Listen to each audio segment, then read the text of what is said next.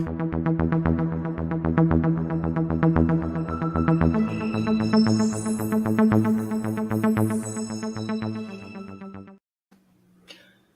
everybody, Will Brink here.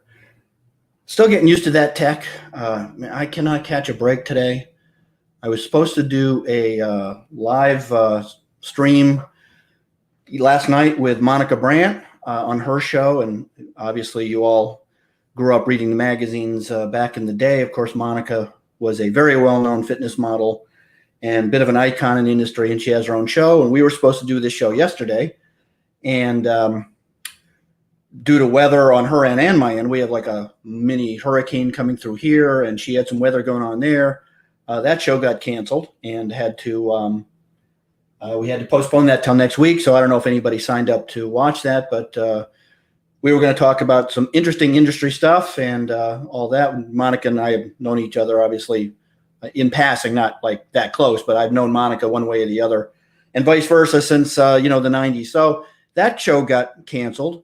And just as I was about to start this show, literally at 3 o'clock on the nose, my internet goes down. And so I was like scrambling around to get this back up. So hopefully people tuned in, and because I want to discuss a meta-analysis looking at low-fat diets and the effects on testosterone in men, as I mentioned in the write-up. So then as I was trying to get the internet back up, because now I'm rushing around to get it back up, I trip and hit the stand that's holding this green screen behind me, and that goes flying.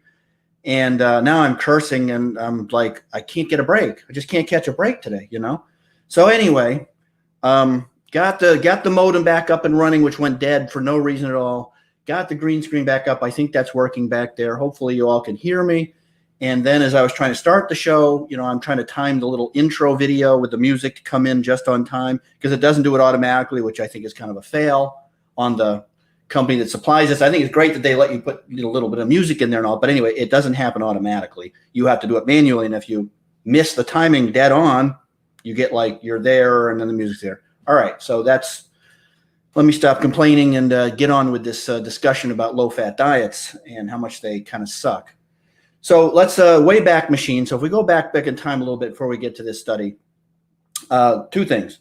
One, obviously, today's show is brought to you by the ticker below, alphajoecoffee.com. Tastes good. It's good for you. Feels good. A trifecta of win, in my view.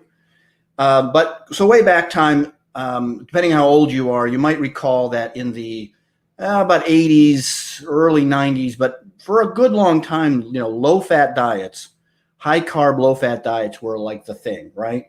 And because, back in the day, and to this day, but even back in the day, our understanding of nutrition, science-wise, was really pretty crude. In the 80s, it's not that long ago, right? And we're really not talking that long in the grand scheme of things, considering how much research should exist. The fact that we all eat, right? We all eat, we all sleep, we all fornicate, right? That's pretty much what humans do. Isn't that kind of our thing, right? You would think there'd be a lot of research, a lot of good research, and a high understanding of nutrition, but there isn't. And at that time especially, it was pretty crude, pretty frank, honestly with you. So the low-fat, high-carb diet was based on, the basic knowledge that fat is about 9 calories per gram, and carbs and protein are approximately 4, and fat being basically double calorie content, was more likely to make you fat. And that was pretty much it. That was pretty much what it was all based on. And then, like anything that goes into a huge amount of marketing and business and products and all that, the low-fat, high-carb diet became a thing. And it was a big thing. And there were lots of products. And it went on for quite a while. I'm going to say 10 years, give or take. But, both data and practical experience, pretty much people experienced basically it did nothing for people but make them bloated and fat and generally unhealthy. And if you were in the gym, anecdotally speaking, people for the most part end up just being puffy and not making great progress, in my experience, on low-fat, high-carb diets. And that was pretty much where that went. So as time has gone on, and this is when I actually started writing about fat and the benefits of fat, for hormones, for health, which is, again, at the time, actually pretty new information, which I wrote first article with my buddy, Dr. Udo Erasmus, of which will be a guest here sometime, and I've talked about him in the past.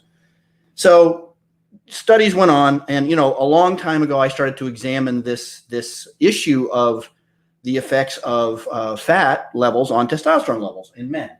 And there was some studies, so I'm gonna give you sort of what that information was, and then we're gonna come up to this recent paper, and we're gonna go through this a little bit. So the studies that existed, of which there were not a lot, but not surprisingly, found that low-fat diets are negative to testosterone levels in men. Again, I don't think that comes as a huge surprise to anyone. Then the interesting part was, well, of course, the obvious question will be, well, how much fat? Where does it end? And those studies that existed, and there were some decent studies, found that about 30% was seen to be about the optimal level. That is to say that when they fed men fat in different amounts, in graded amounts, as we would say, 20%, 30%, 40%. 30% seemed to be about as beneficial as it got. And beyond that 40%, you didn't see increased testosterone levels. So I've always generally recommended 30% fat intakes, at least as far as optimizing testosterone levels. And consistently around 30% seems to come in almost across the board from all kinds of directions. Right? We're looking at like optimal health or studies that are associated with how much fat in the diet seems to be correlated with optimal health or better health or longevity, seems to come around 30% when you're looking at things like Mediterranean diets. So from a number of angles through the data, through subjective experience, 30% seems to continuously sort of pop up, give or take. Again, these aren't magic numbers. There's a lot to be considered when you're talking about percents of fat. As time went on, the rule that I have always given people, that I have pretty much stuck to, is what I call the 1/3 rule. So the 1/3 rule is 1/3 of your fat intake should be basically from polyunsaturates such as fish oil, high quality, non-processed polyunsaturates. We're not talking about, again, processed vegetable oils, omega-6s, which again, we generally tend to get too much of in the Western diet and not enough omega-3s. The other third should come from a monounsaturated source, such as quality olive oil, and those sources, there are a few of those. And the remaining third would come from saturated fat that would be naturally occurring in the, egg yolks, red meat, so forth. You obviously don't have to add external sources of saturated fat. Now, I come back to saturated fat because there were a couple studies back in the day that did find that the effect did seem to require some saturated fat. There was a strong correlation between some saturated fat and testosterone levels. And of course, saturated fat, often made again out to be the bad guy. And of course, in a balanced fat intake, if you're getting a balanced intake of fats, saturated fat, at basically 10% of total fat intakes is not a high intake and should be enough to get the results that you want. And of course, again, depending is not the bad guy, but it's not actually a simple topic. This is the problem with dietary research. So back to some research, understanding that dietary research in general, people are going to ask, I understand, and pardon me for a second. I got a lot of things going on in this technology here, multiple screens. I will keep an eye on the comments. I just opened the comments. If people have any thoughts, comments, you can throw those out too as we go along. So forgive me if I don't get right to the comments. So dietary research, you have to understand, is really difficult to do well. I think if you're not in research and you think, well, what's the big deal? Why don't we have, extensive amounts of research answering all these questions? And it might seem simple, but humans are, worse than herding cats. You've heard the expression herding cats. Humans are far worse than herding cats. For you to basically take a group of people, enough people that are willing to do this, which means you've got to have, you can't have 2 people, 3 people. You have to have enough people in a group in a study to get statistical significance. Think about taking a group of people that are going to be willing to have all of their food fed to them, that you're going to be able to keep track of everywhere they go, everything they do, for enough time to have an effect. And if you think about that, even trying to do that with small groups of people is both difficult and very expensive. And it's not that easy to find people that want to do that, right? So, you know, what they call, I mean, for example, the gold standard of nutritional research would be putting people in a metabolic ward, which is, again, very expensive and not easy to do, and getting, again, high numbers of people that are willing to be completely shut out from the world and have all of, you know, everything controlled, you know, every bit of every calorie, every macro, every vitamin, water, sleep, movement, everything, so that all of those, what they call confounding variables, are controlled, is very difficult to do. So if you understand that, you kind of can understand why we don't have better studies and more studies of what should answer some pretty straightforward questions. Again, I mean, you would think, considering the fact that there's only a few things that all humans basically do, which is, you know, eat, as I said earlier, basically eat, sleep, and fornicate. I can't think of anything else that all humans basically do. You would think we'd have better answers. So having said that, again, continue to fast forward, trying to really get answers to these questions. So what seem like simple questions, like how much fat is the optimal amount of fat for testosterone production and health? You know, which fats are always best at what amounts for inflammation, immune effects, and so forth. It's not easy. So, and people like me, you know, basically spent decades, most of their time reading studies. There's, of course, conflicting studies, and then you have to look at the structure of the study and how it's laid out, and you know, how many variables were they able to account for, how many people are in it. And I hopefully I'm not dragging on here. I'm trying to sort of help people, I hope, understand that answering what seem like they should be pretty straightforward questions is actually really not easy at all, and it's actually more complicated than most people would understand, and particularly expensive, and so forth. For example, you know, let's go off fat for just a second and talk about protein. Well, this will be another show, but, you know, again, there's, as you all know, there's still a continued debate about protein, how much, what types. We have better answers than we did certainly just a decade ago, but it's a surprisingly number of unanswered questions. So back to fat. As you'd expect, most data suggests that low-fat diets are miserable for testosterone levels in men. We also know, of course, that testosterone levels have been steadily decreasing in men over the decades. Precisely why that is not completely clear.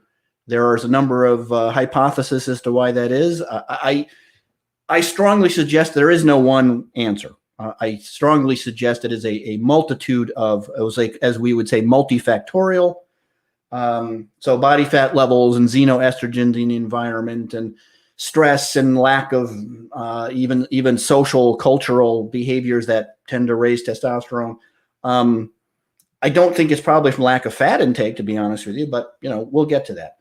So I generally like to read what comes out as data progresses, and you have a certain number of studies. What will be developed is something called a meta-analysis. A meta-analysis is basically what it sounds like. The researchers will look for a group of data, studies, published studies. They will develop what they call an inclusion and exclusion criteria, and what that also means is just what it sounds like. But people do also need to understand what that means and what that can mean. So if they come up with an exclusion and inclusion criteria, they come up with it before they go looking for studies. So they're going to say, okay, we're only going to allow studies in that have reached a statistical significance of X, or has at least X number of people in the study, or are double-blind placebo only, and so forth. And so by having an inclusion and exclusion criteria, you know, they have a very specific guideline as to what they're looking for.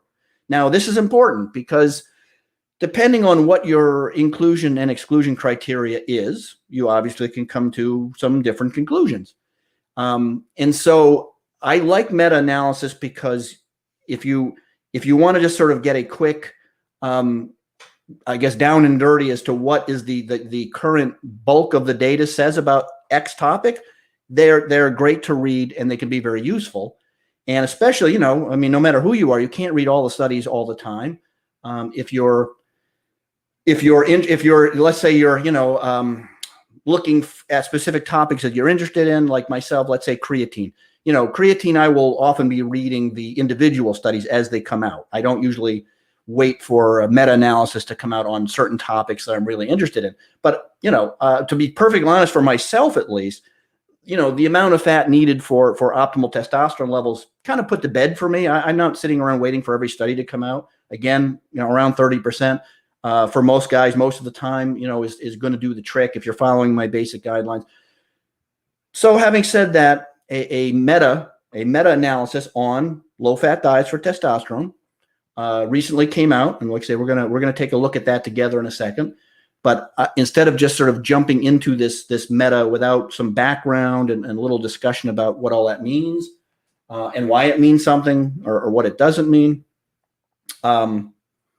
is just what I thought would be, you know, useful to some people out there that maybe aren't involved in nutrition or research and sort of have some open questions as to how do we, you know, how does research, do I have on my lip here? Yeah, I do. How research goes about happening, you know, how do they include and exclude what goes into papers and all that. Now, you're actually going to be surprised, I think, when we look at this meta, which let me bring in this meta here. We'll bring this in right now. Hold on.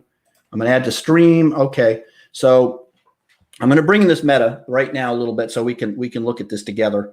But I think you're going to be surprised at how few studies have actually been done on this topic. And again, if you were listening beforehand, you would be like, well, gee, well, you know, all these years, 40, 50 years or whatever, you know, let's call it 100 years, but let's say in modern, you know, research using modern methodology and stuff, let's call it 50 years, 40 years, you would think there'd be more studies on this. So let me jump screens a little bit. So hopefully I am able to pay attention here.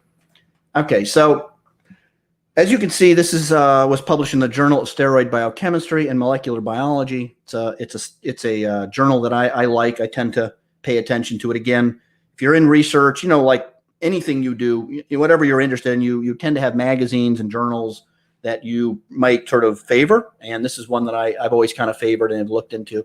So quick on the highlights here. So low-fat diets decrease testosterone levels in men. Let's call that a no-duh. Low-fat diets appear to decrease testicular production, and that's an important one because you might ask the question, well, why does it lower testosterone? I mean, does it necessarily happening at the level of, you know, of the gonads, or is it happening somewhere else, right? I mean, let's just say it lowered testosterone because the body cleared it faster. It pulled it out of the blood faster, just making up a mechanism. But my point being is that that something may decrease testosterone does not automatically mean it's happening at the level of testicular function. So that's an important distinction, that it's happening at the actual testicular level where it's happening, right? So further randomized controlled trials are needed to confirm these effects. I definitely agree with that, though I think we've still kind of answered the question that low-fat diets kind of suck for testosterone. They suck for everything, frankly, but let's just stick to testosterone levels. And the effects of low-fat diets on testosterone may differ by ethnicity. Now, that's an interesting one that I obviously was not aware of. That I'm glad to say. So this meta actually did bring out something that I was not aware of. I do not recall in the papers that I've read seeing that it differed by ethnicity, and that's interesting. So that's something to pay attention to there. Any questions, comments? No? All right. So I'm going to go back to this paper, and we're going to work our way through this a little bit together and see what the thoughts are. All right. So that's the basic highlights. All right. Abstract. Higher endogenous testosterone levels are associated with reduced chronic disease risk and mortality. Now, you noted that that's a big sentence, guys. I mean, notice this. Let's repeat that. Higher endogenous testosterone levels are associated with reduced chronic disease risk and mortality, i.e., keeping high testosterone levels, healthy testosterone levels are good for you.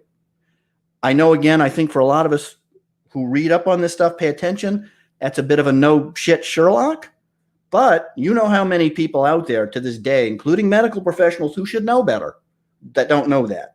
And are still like anti-testosterone and all that. So that these authors, did I skip over the authors? Let's look at the authors. Who are our authors? Okay, so Joseph Whitaker and Kexon Wu are the authors. So congrats to you guys. I got it. Props where props are due, because that's a strong sentence. They started right out with the good stuff, right? So we don't have to debate this. I love that. All right. So since the mid 20th century, there have been significant changes in dietary patterns. The men's testosterone levels have declined in Western countries. We know that. I'm not really able to make the leap. It's at this time associated to fat intake, because I don't think fat intake's really that low in the U.S. I think they're probably in that 30%. Cross-sectional studies show inconsistent associations between fat intakes and testosterone. So when we were talking about methods earlier, if you recall, we were talking about things like inclusion and exclusion criteria and so forth. This is more or less talking about that. They're talking about how they decided to develop their meta. What were they going to do? So studies eligible for inclusion were intervention studies. This is important. We'll talk about that.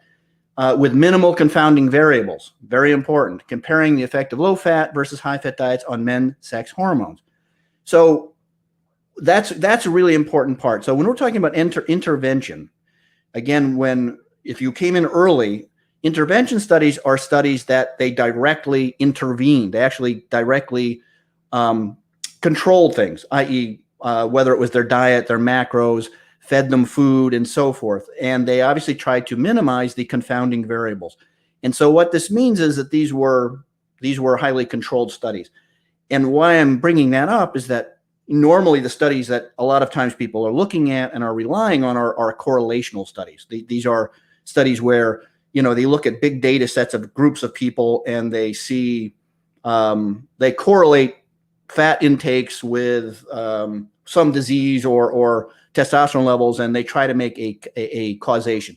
And you can't really do it. You cannot generate causation from correlation. You're not supposed to.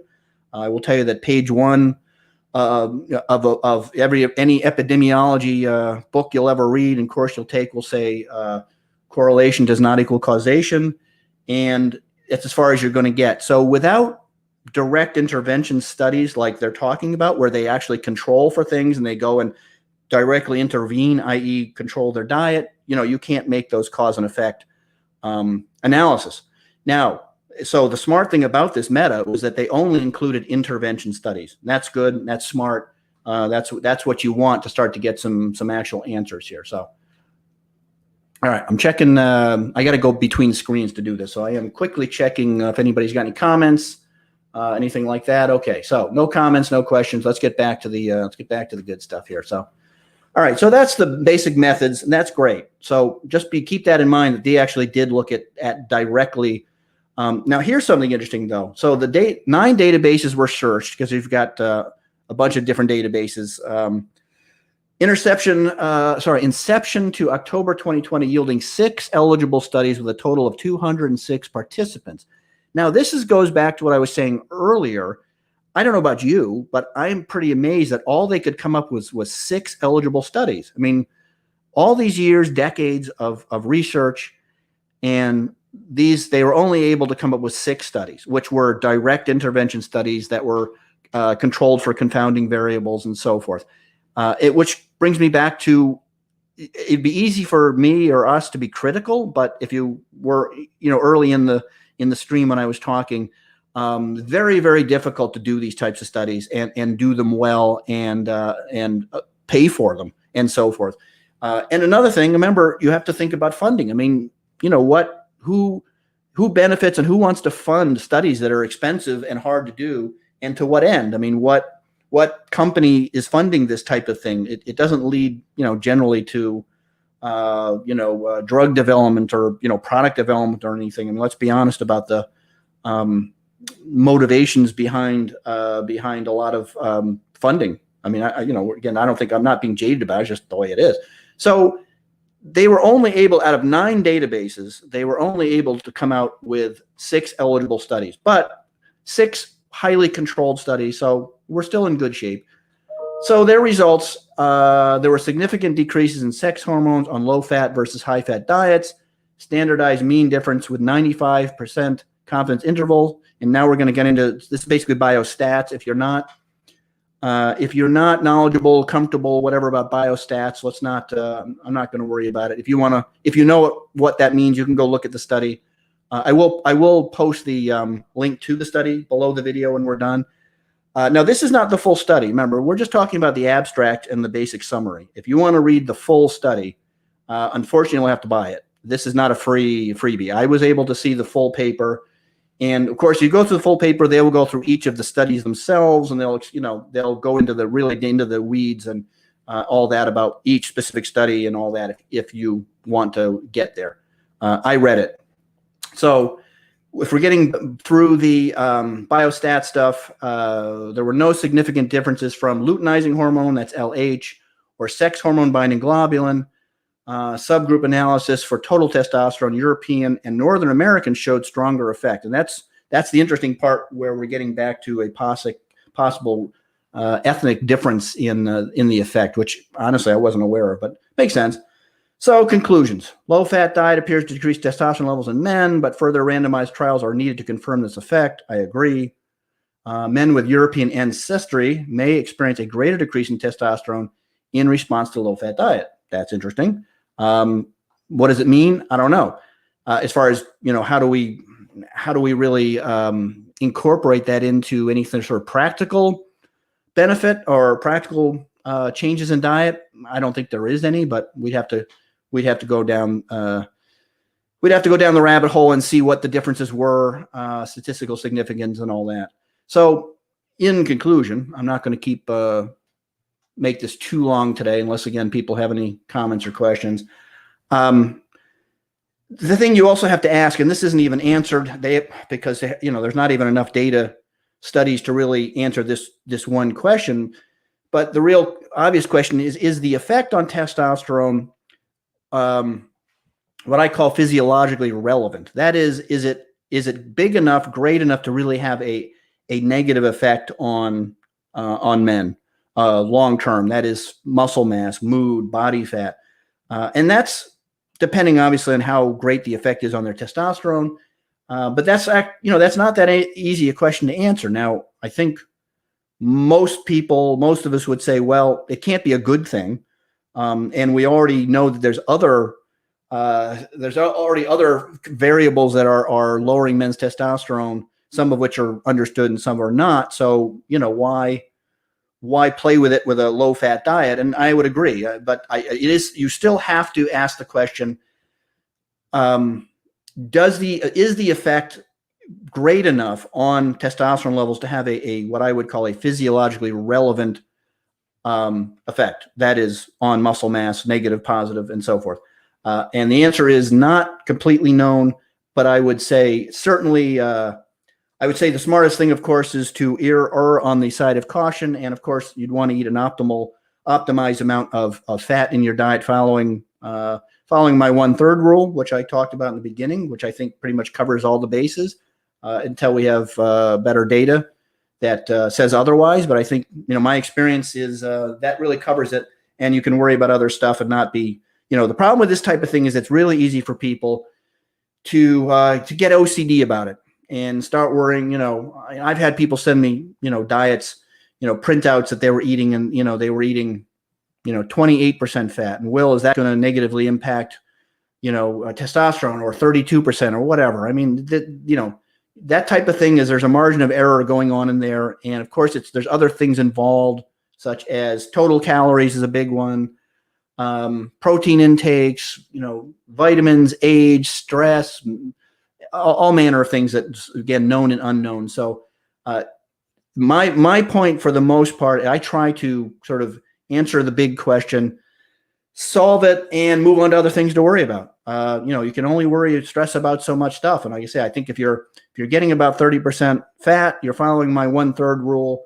I would honestly, my advice would be to worry about other stuff, and I think you'd be all set. So I think that's all we got to talk about today. I just wanted to summarize a recent meta-analysis that pretty much confirms and supports what I and others have been saying for a long, long time, which is low fat, high carb diets generally suck for testosterone levels. And I would say pretty much everything else. Again, but the flip side of that is not the extreme. I'm not anti-carb, I think, but other than, marathon runners and extreme endurance athletes and stuff, most people really don't need a high carb intake. Probably around the 40%, 50% tops will do it, depending on how active you are and that type of thing. So, all right, I think that'll do that. I'm going to jump off.